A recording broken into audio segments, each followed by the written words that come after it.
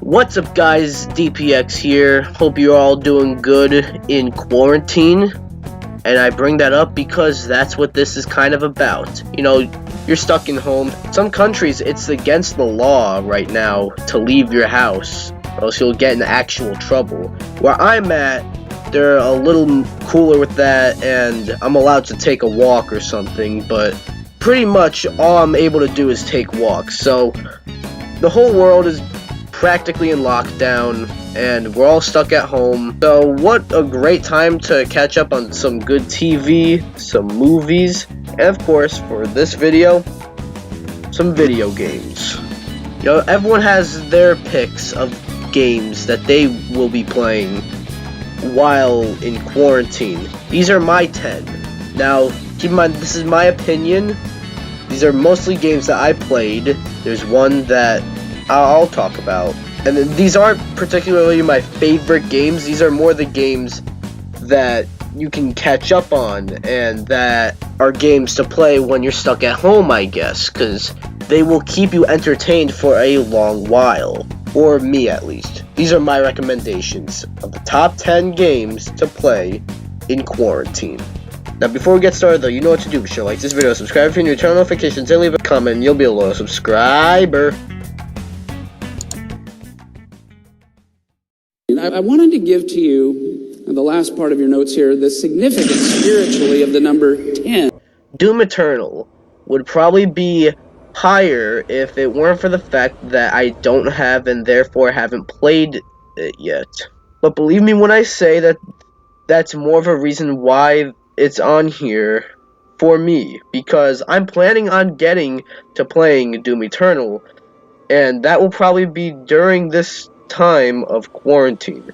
So I will be able to start it during this time, and therefore being a game to play in quarantine. I've heard nothing but good things about this game, but I can't pretend that I have played it, so I can't list good stuff because, like, I could have a different opinion once I play. And yeah, it's pretty much the reason it's not any higher. I haven't played it yet, so I don't know, but this is me looking forward to playing it during this time. And I doubt I'll be disappointed at all.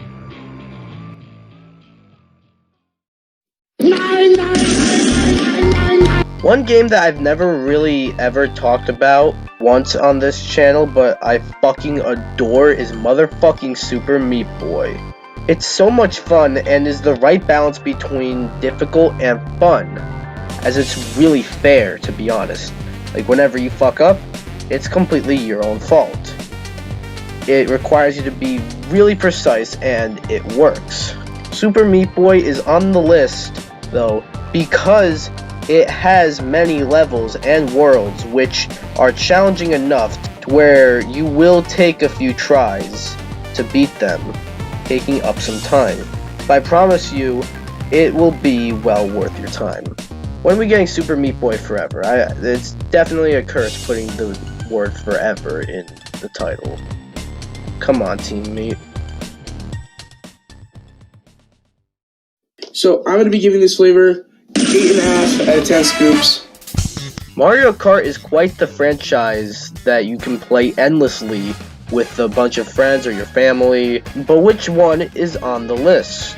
I was originally going to put the whole franchise, but I don't quite want to do that. But my favorite might be Mario Kart DS, or at least that's the one I'm most nostalgic for. But I'm aiming for more modernish games, a ground rule that I forgot to mention at the beginning of the video, but yeah, the games are definitely like more accessible for people right now. So that only leaves one, and that's Mario Kart 8 Deluxe.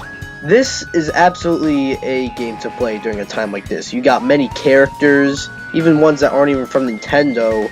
You got many tracks, and an improved battle system. You were to play the one on the Wii U, I don't know why you'd still be playing your Wii U, but if you were to be playing it, the battle system is absolute dog shit, and is probably the worst part of the whole game.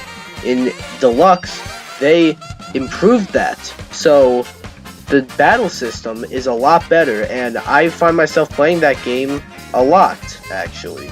All this will keep you playing this game for whatever amount of time you're stuck at home for, and is worth it. 36. Very close, but that's not it. Let's go to Gary the retard. What number between 2 and 4? 7. When you're in quarantine, you need a game with tons of content, and one maybe even with a really good story. So my number 7 is a game I covered on solo missions. And it's The Witcher 3. Specifically, the Complete Edition. Well, if we want to get even more specific, I'm talking about the Switch version, because that's the one I have.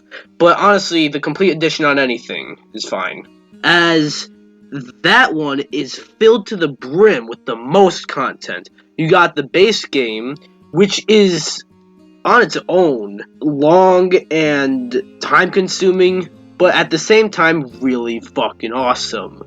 But you also have the two expansions that are story expansions, and therefore you can play even more. Those are being Blood and Wine and Hearts of Stone. Tons of content to keep you busy during this time. Okay, Mrs. Puff, what's my final score? 6.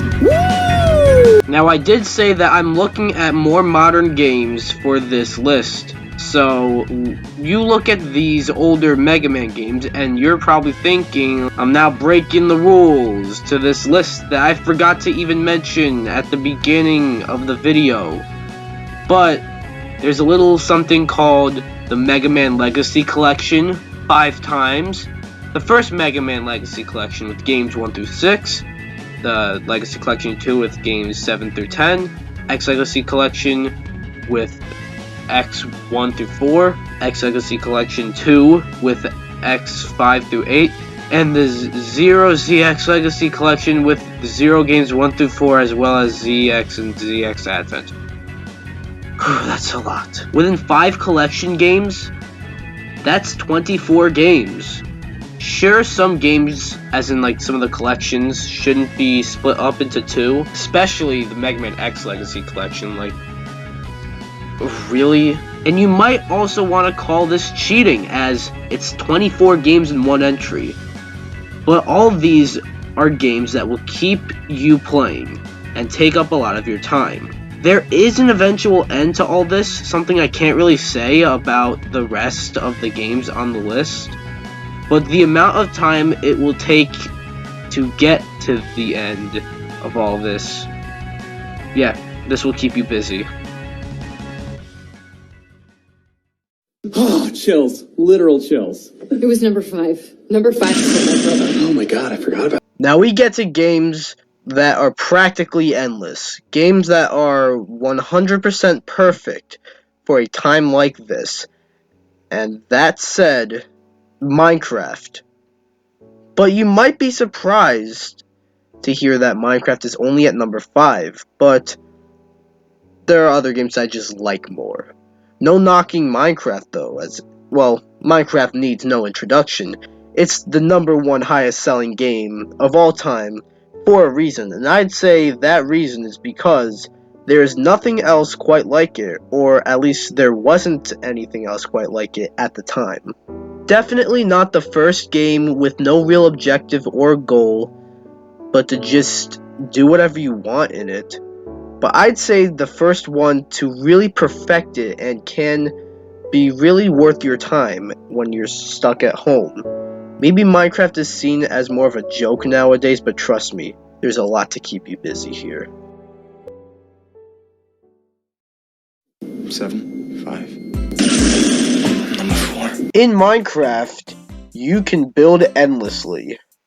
In Mario Maker 2, however, you can build levels and play other people's levels as well, endlessly. Super Mario Maker 2 is crazy with content. It takes the first Mario Maker and expands it with many more things to add, and even a 2D version of 3D World, pretty much making a brand new game. And if you don't want to make levels, there is an endless amount of levels from other users for you to play, and there's some more, lack of a better term, quality control on there too. In the first Mario Maker, you only had the option to like a level, no downvoting or anything, making some really bad levels pop up a lot. Well, in Mario Maker 2, you can actually dislike a level, so you won't see as many shit as you did with the first Mario Maker. The only reason Super Mario Maker 2 isn't higher is because Nintendo decided not to give this game any updates for another 6 months and 4 months later, and there's still not another update. Sure, I shouldn't let a game's post-game content, or lack thereof rather, defeat the game, but part of what I loved so much about the first Mario Maker was how much post-game content it got. But it is a fantastic game, and great for being stuck at home.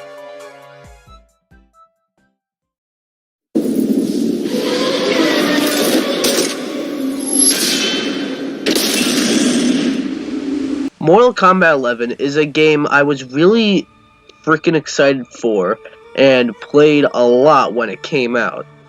But you didn't see many videos of mine about the game. You saw like 2 when it came out and 1 very recently.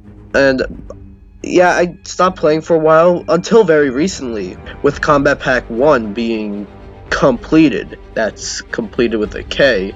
But trust me, there is a hell of a lot to do here. You got a nice variety and selection of playable characters, even including the Terminator, Joker, and Spawn, giving this game a sort of crossover aspect that I always appreciate in games. Plus, it's also got the story, which is very short and won't take up too much of your time, but is really awesome, so if you haven't done it, totally do that. It's also got classic towers, which is kind of like the game's arcade mode, which is also like completable, but then there's Towers of Time, which constantly changes, and the customization options is just one reason to just keep playing.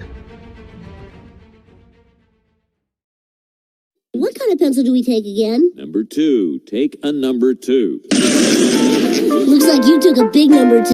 Maybe it's this high just because of its newness, but I'd say Animal Crossing New Horizons is this high because it's practically meant for times like this. Animal Crossing New Horizons is a game where you aren't really meant to play in one single sitting, as the game changes in real time and makes the progression very interesting and unique from other games at least. Doing simple things like shaking trees, cutting trees, fishing, shoveling, catching flies, and many other things are just so much fun, and I didn't really think they would be that fun. And usually therefore objectives like helping Blathers build a museum. Animal Crossing New Horizons is such a fun and relaxing game without a true end, and so it is perfect for a time like this.